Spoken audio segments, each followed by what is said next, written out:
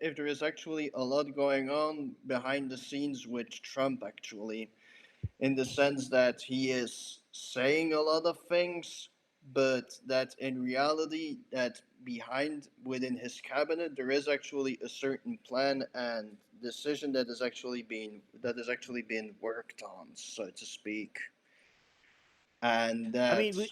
yeah, okay.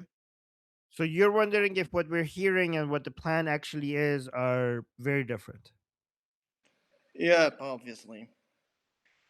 Okay. Bec- Okay. Well, I mean, usually they're not completely the same.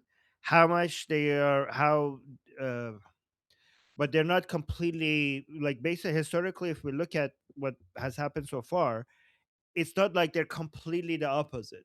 So usually they're somewhat like what we hear is somewhat close to what's actually happening, but not completely the same thing.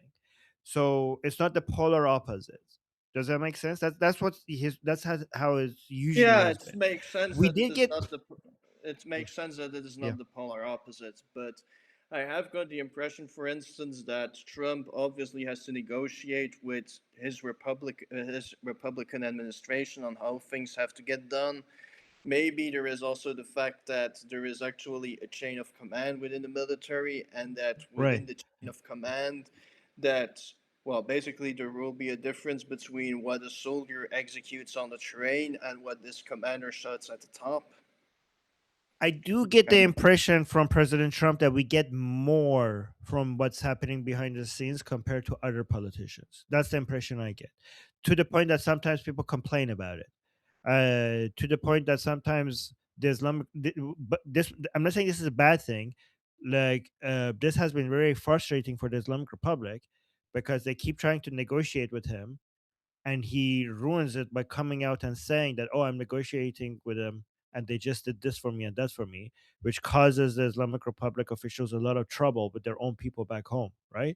And sometimes like even today when he was giving his his speech, he asked one of the military commanders about how many people were involved in the operations, and the guy was like, "Oh, God, also I'd rather not say. I'd rather keep that top secret." And everybody laughed.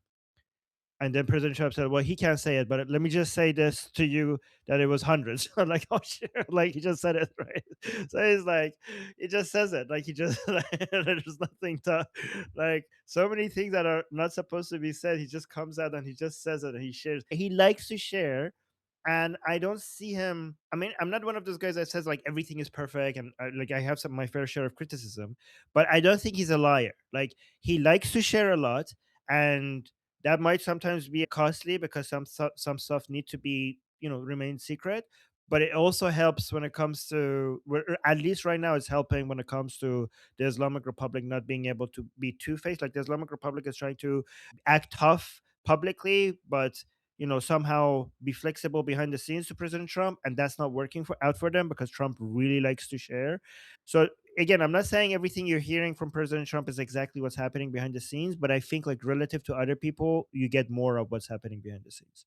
Does that make yeah, I sense? get it. Yeah, I get it somewhat. Although, to be fair, it is kind of questionable how tough Iran can actually really act, let us say. I mean, obviously, there is still China willing to trade with them, probably Russia as well, but, like, well, to be fair, there is also the fact that they refuse to negotiate in a sense. That, well, yeah, they just elected a principalist as their new Ayatollah, I think. Oh, they didn't elect. Oh, yeah. I mean, elected by IRGC. The first of all, Mushtaba Khamenei is not an Ayatollah, even though the Islamic Republic keeps saying he's an Ayatollah. He doesn't have the religious credentials to be an Ayatollah, and we don't even know if he's alive. And even if he was alive, he's irrelevant. IRGC has controls everything right now. The Mushtaba Khamenei is irrelevant right now. He's a puppet of IRGC. Yeah. Anyways, Still yeah. wondering, So yeah, though, how the collaboration last between Iran and Saudi Arabia and Sudan is going on, though. because, well, I remember there, I mean, in the very early stages, there was actually still a conflict between Iran and Saudi Arabia that China actually managed to resolve, and then Oh they no, actually that all of that is out the window. All of that is out the window.